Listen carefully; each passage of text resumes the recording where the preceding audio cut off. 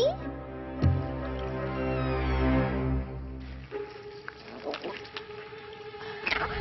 From bad writing to the mishandling of Kang, there's a lot that Quantumania has gotten wrong. The backlash to this movie has been fierce, and it's met a terrible record. In this video, I'm gonna dive into the movie's reception and talk about its problems. And I won't sugarcoat. Quantumania is one of the biggest Marvel bombs ever. On the critical side of things, the MCU had been slipping throughout Phase 4. It was only Spider-Man No Way Home and Shang-Chi and the Legend of the Ten Rings that scored the high marks you usually see from this franchise. All the other movies in the phase received slightly positive to totally negative reviews. One of the movies from this phase was Eternals, which achieved a bit of a milestone for the franchise. Over at movie review aggregator Rotten Tomatoes, its approval rating bottomed out at 47%. It was the first movie from the franchise to earn a rotten status. Not even Thor: The Dark World, our favorite MCU punching bag, managed that.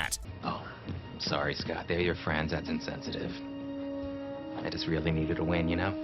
Anyway, I'll be back later for the official end of your sentence. Now, I'm sure you thought the Phase 5 would turn things around. Instead, we've seen its first movie, Ant-Man and the Wasp: Quantumania, also go rotten. Its approval rating on the website is hovering around the 47% earned by Eternals. The site's critics' consensus states that the movie lacks the spark of fun from other movies, but acknowledged that Jonathan Majors' Kang was great. Shannon, we gotta go.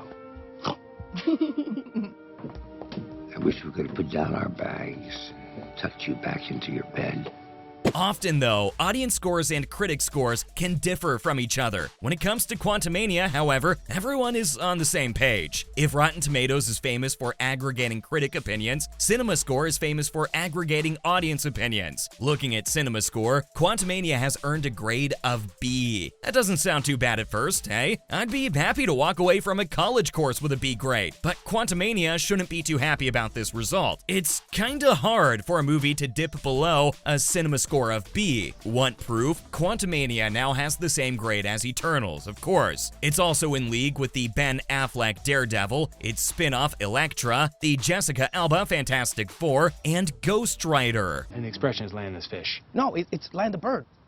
Just like you land the plane. You gotta land the plane to be in business. I know it's silly to get hung up on these kinds of things, but I do. How am I gonna land a... So, B isn't the worst cinema score a Marvel movie has ever received, but there aren't too many below that grade. But that aside, you don't have to go very far in the social media world to see that the movie is failing to make an impression. From Twitter to Insta to Reddit, people are rising up against the movie, like the Quantum Realm people against Kang. If I were Marvel Studios, I'd be concerned about what that could mean for the future of the franchise. Could this be the jumping off point for some of the more casual fans? And if I were Peyton Reed, I'd start sending out my resume. He could be out of a job after this. This might all seem kinda strange, and I don't mean in a doctor way either. Despite what critics have been saying, audiences have been on board with the MCU lately. Even as critic ratings have been slumping, audiences have been receptive enough to the latest crop of Marvel movies. Looking at Phase 4, all the movies aside from good old Eternals have ranked a B+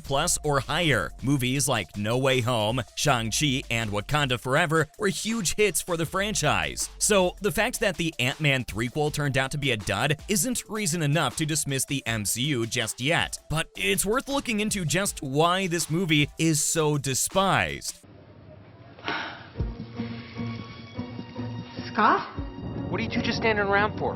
We gotta go find that lab. I think it's worth starting in the obvious place, with the leads themselves. Now, the actors themselves are doing great. Paul Rudd is still an affable goofball, and Michelle Pfeiffer gets to shine this time around. Sure, Catherine Newton's take on Cassie leaves a little to be desired, but she still did a good job, and Michael Douglas and Evangeline Lilly made the most of their limited screen time. The problem with the MCs of Quantumania is that their characters are very static throughout the movie. Janet's past relationship with Kang Kang makes for an interesting dynamic, but not much else. There's basically nothing for Hope or Hank to do at all this time around. But even though the film sets up some tension between Scott and Cassie, they don't spend a lot of time together in the movie. And by the time it's over, everything seems to be peachy between them. Cassie personally doesn't go through much character development herself. As for Scott, he walks away from the movie losing some sleep, but otherwise completely unchanged by his encounter with Kang. It's a pretty far cry from how terrified Tony Stark was of Thanos at the beginning of Avengers Endgame. Speaking of Kang, he became a sore spot for the movie too. The guy is a walking, talking bunch of wasted potential. Once again, the actor wasn't the problem here. Jonathan Majors nailed Kang the Conqueror just like he nailed He Who Remains in Loki. By doing this, he's also shown that he has the acting range to cover all the Kang variants you'd expect to see in movies to come. The movie succeeds at convincing us that Kang is a problem. He claims to be the least of all evils, but he also conquered the quantum realm and rules it with an iron fist.